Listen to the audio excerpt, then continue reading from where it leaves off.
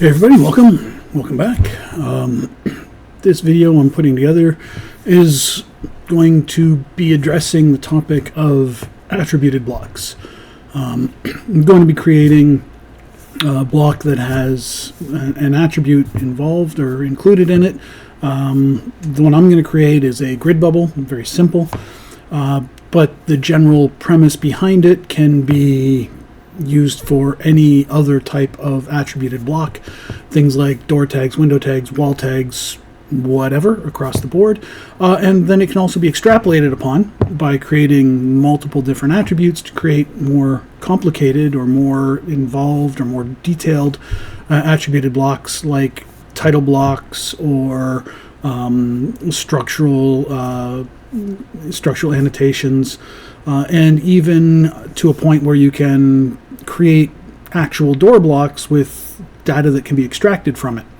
We're not going to get into data extraction or anything like that today. We're just going to be looking at creating the attributed block itself. Now, when I create an attributed block, I've got a metric template file set up here.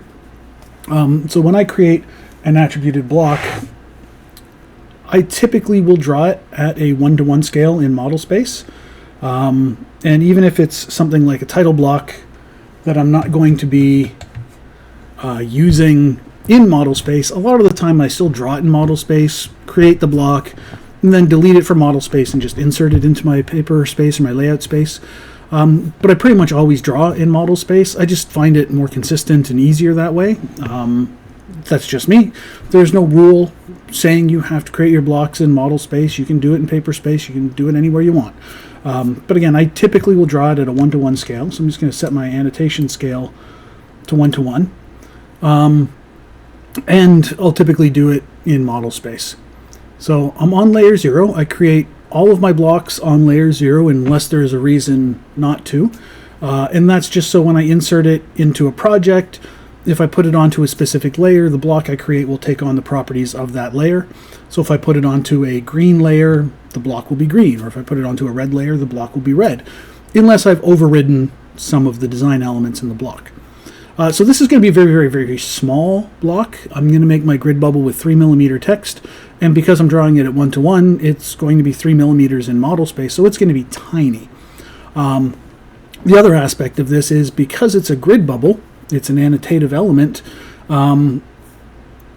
it's going to be created as an annotative block. So when I put it in the drawing and it gets set up at different scales in my model space scale, or when it's in paper space at a different scale, it will scale accordingly so that the text will always print at 3mm tall. And that's one of the reasons I do like to draw it at a 1-to-1 scale, is just so that I know that the size I'm drawing it is the size that it's going to be printed, and I don't have to do any conversions or math or anything like that. So let's get started. The block is pretty easy. I'm just going to create a simple circle with a 2-character attribute for the grid ID. If I was doing an actual grid bubble personally for my own professional use, I would probably put a subgrid indicator beside it, or a similar or something along those lines. I'd put a little bit extra into it, but for now I'm just going to keep it as a very, very simple grid bubble. So I'm just going to zoom in really, really tight here. And before I draw the circle, I like to put in some text just as a placeholder. So I'm going to find my 3mm text here. I'm just going to use the multi-line text. I'm just going to simply create a 2-character placeholder for my text. It's even smaller there. So this is basically the text that's going to be in the grid bubble. This text itself, this 00 that I have here, is not actually going to be part of the block I create. It's a placeholder so that when I draw the circle around it, I get a good size on the circle. Because this is about the size that my grids are going to, the text in my grids are going to be, my grid bubbles. So the only other thing I want to do here is I want to take this grip and I want to center it on the text. So I'm going to select my text here. I'm going to go to the properties of it. And the justification currently is the top left, and you can see that by the grip in the top left corner. And I'm just going to go to my properties, and I'm going to take it to the middle center. And now the grip, you can see, is directly in the middle, which means that when I'm positioning it into my grid bubble, I can make sure that it's centered, which is really nice. I can just snap to the center of my grid bubble, provided my center snap is turned on. So I'm just going to draw the circle now. And again, I'm on layer 0. And I'm just going to roughly approximate the middle of the text. I'll move the text in a minute. And the grid bubble, you can see the radius is posted here. It's 3.5. I'm going to go to a 4 millimeter. Actually, you know what? I'm going to go to a 3.5 millimeter radius. I'm going to type in 3.5. That fits the text pretty well. If I'm worried about letter grids or something, I can, you know, put in 2 letters, 2 M's, because M's usually one of the wider characters. Depends on the font you're using. 2 X's, 2 A's, whatever. The text is going to fit, so I know that my text fits inside the circle. And I'm just going to grab the grip, move the text out a little bit, and then I'm just going to snap it to the center of the bubble just to make sure it's centered. That's what the grid bubble is going to look like when it's all done. Now, I have to add the attribute, but before I add the attribute, because this is probably going to go onto a grid layer, and because most grid lines are not solid lines, I'm actually going to take this grid bubble itself, the circle, and I'm going to go into my properties, match properties, and the properties of my drawing, properties of the element, and I'm going to switch the line type to continuous. I mean, it's already continuous, but if I were to create this block and put it onto a layer that isn't a continuous line type, it's going to adopt those properties. So it could be a dashed line, a hidden line, a dotted line.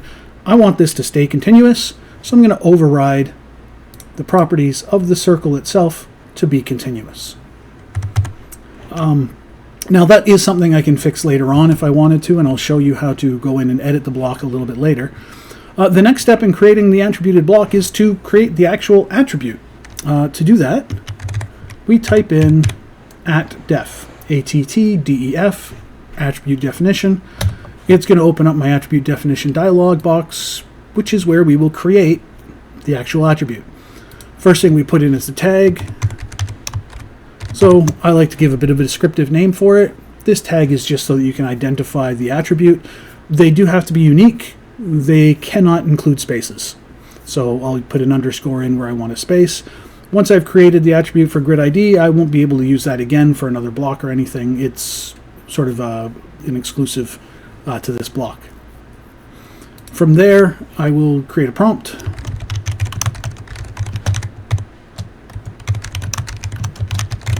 I typically try to be polite when I'm asking for prompts in case other people are using the block, but it really doesn't matter. This is just instructions for the user so they know what they are putting in for that attribute. Give it a default value. I'll typically use, not brackets, I'll typically use 2 zeros.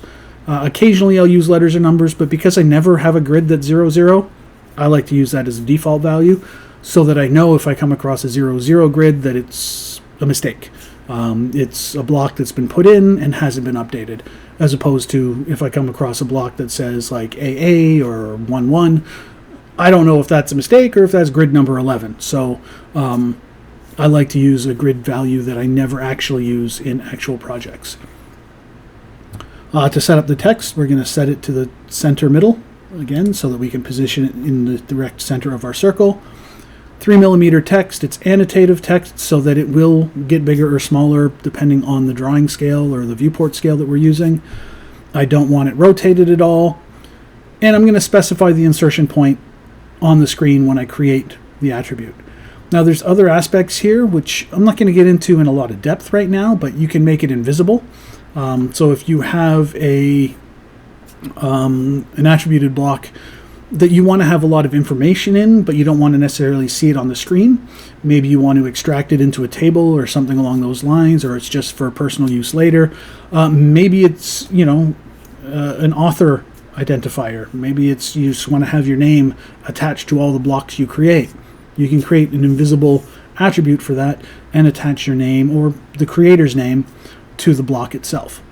You can make it a constant value. You can ask for verification, which is basically you'll input the value and then it'll prompt you to input the value again just to verify it. You can have a preset value, lock the position, which is what I'm doing. I'm locking it in position in the center of the circle. You can create multiple lines of text if you would like for the attribute. I use that for when I'm putting in addresses in a title block or something along those lines. So there's a lot of extra modes that we can include in our attributed block, but for right now we're keeping this sort of with the default settings, just with the lock position turned on. So we fill in the attribute information, give it the name, give it a default value, give it the prompt, set the justification, the text style, and again, because I'm making an annotative block, I want it to be annotative. This will be activated when I start or accept my attribute, so I'm just going to hit OK. It's going to prompt where I want it to go, so I'm just going to snap it to the center. I know it's not attached to the center of the text right now, but as soon as I place it in the middle of the bubble, it gets centered. At this point, I can delete the XX. And you'll recognize that this is the grid ID, or the attribute ID. It's not the placeholder text. It's not the default value. The default value gets applied when the block is actually created. This is just for when you're creating the block, so it helps you identify what the attributes are when you're selecting them to create the block. So at this point, I am going to take this text. I'm going to actually override it to be white, because again, my grid symbol or my grid layers are typically red or a thin line weight, and I want the text to be a little bit bolder, so I'm going to go with a medium line weight. Not something that you have to do. Just the same way you don't have to change this to continuous. I just like to do it because it makes my blocks function more the way I want them to. To create the block, we create it the same way we create any block. We type B for block, give it a name, pick a base point. So some people will pick the bottom. That's going to cause problems if you're trying to attach it to the side for a horizontal grid. So you might want to pick the middle, and then just trim out the grid lines when the time comes. There's lots of different ways people do this. Some people will create a solid pattern in front of this to hide the grid line behind it. Lots of different ways you can handle it. I don't want to tell you how you have to create your grid. A lot of times it does involve shifting the grid a little bit. You can also make dynamic blocks that can adjust that anchor point, but that's, again, a little more advanced than we're looking at in this video. So for now, I'm just going to snap it to the middle of the grid bubble. That's the center point, or the base point of my block. I'm going to select the objects. When I'm selecting the objects, select the attribute first. If you have multiple attributes, select them in the order you would like them prompted. So when you're inputting the block, AutoCAD's going to prompt you for the different attributes one at a time. Select them when you're creating the block. Select them in the order you would like them to be prompted to you. It makes it a little bit easier. Once I've selected the attributes, I select everything else I want in the block and press enter. I do want it to be annotative so that it will scale as my drawing scales change or my viewport scales change, and at this point I can just hit OK. Here's the attribute window. There's the block with the placeholder text, and if I give it a value and hit OK, there is my updated block. I can go to insert and insert the block multiple times, give it new values, and so on and so forth. So I'm just going to move this over a little bit so that you can also see that when I change the scale, the blocks change size. So if I went to a 1 to 50 scale, let's just move this much further. If I go to a 1 to 50 scale, they change size. And they're easy enough to move around. So you can move them around quite easily when you're putting them in your drawings. Now, if I were to take these and put them onto a different layer, so right now they're on layer 0, if I were to put them on, say, my non-plotting or my borders layer, title block borders, you'll see the outline is continuous line and it's cyan, the same as my title block borders layer. The text remains white as medium line weight. So those were the overrides I did when I created the block. Now again, I don't use cyan for my grids, it's just the layer that I currently had in the drawing. From there, we can create our grids, just create some lines below it.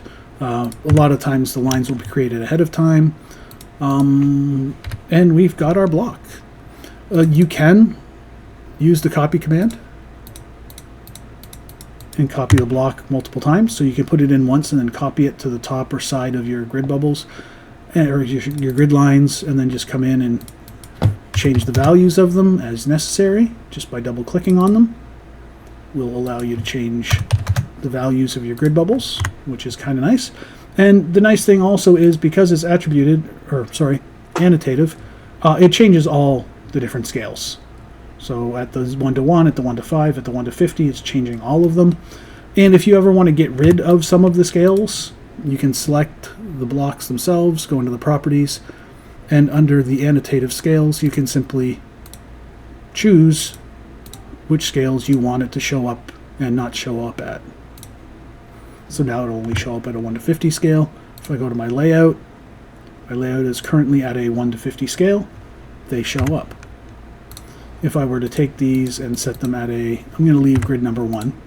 If I take these other 6 and go into the properties and have them set to, let's add, say, a 1:100 scale and delete the 1:50 scale, they all get bigger. This one stays small.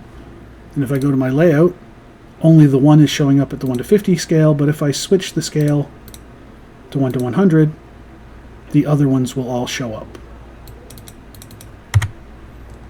So there they are. And the 1:50 scale is not showing up. So you can control what scale they're showing up at. And if you really wanted to,